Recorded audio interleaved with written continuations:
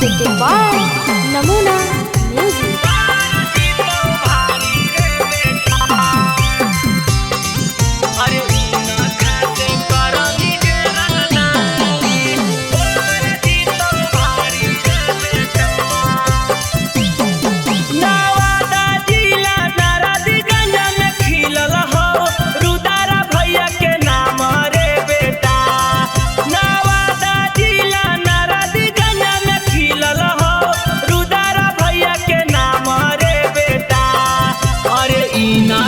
से करमी जे रंगदारी पर जीतो भारी रे बेटा। अरे इना खासे करमी जे रंगदारी पर जीतो भारी रे बेटा। नारदी गंजा एरिया में खिलल हो रुदारा भैया के नाम रे बेटा। अरे इना खासे करमी जे रंगदारी इना खासे करमी जे रंगदारी पर जीतो भारी रे बेटा। पर जीतो भारी रे बेटा। Music by Nitik Nayan. पर जीतो भारी रे बेटा।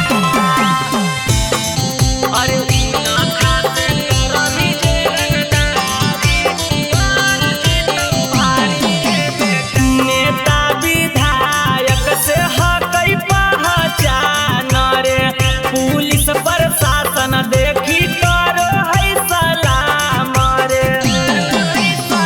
नेता विधायक से हकई पहचान रे पुलिस प्रशासन देखी करो है सलाम रे। अरे इना खासे करमी जे गदारी ठोका जैमी हाली रे बेटा।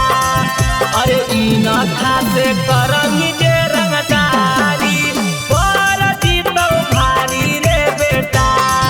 अरे इना खासे करमी जे रंगदारी पर जीतो भारी रे बेटा। नवादा जिला नारदीगंज में खिलल हो रुदारा भैया के नाम रे बेटा। नवादा जिला नारदीगंज में खिलल हो रुदारा भैया के नाम रे बेटा। अरे इना खासे करमी जे रंगदारी पर जीतो भारी रे बेटा। अरे इना खासे करमी जे रंगदारी पर जीतो भारी रे बेटा। पर जीतो भारी रे बेटा। Music by Nitik Nayan. Namuna Recording Studio, Rajgir.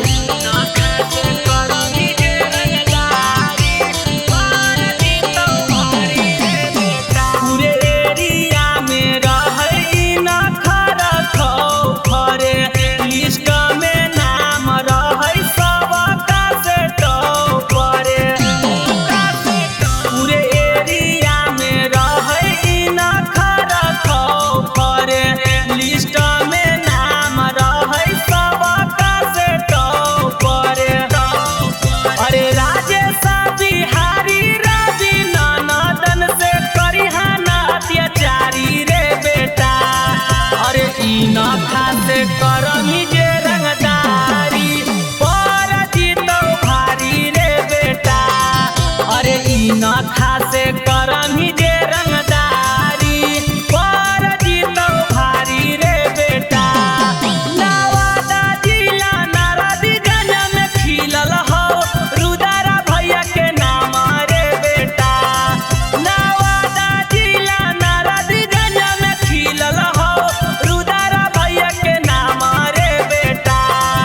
अरे इना खासे करमी जे रंगदारी पर जीतो भारी रे बेटा।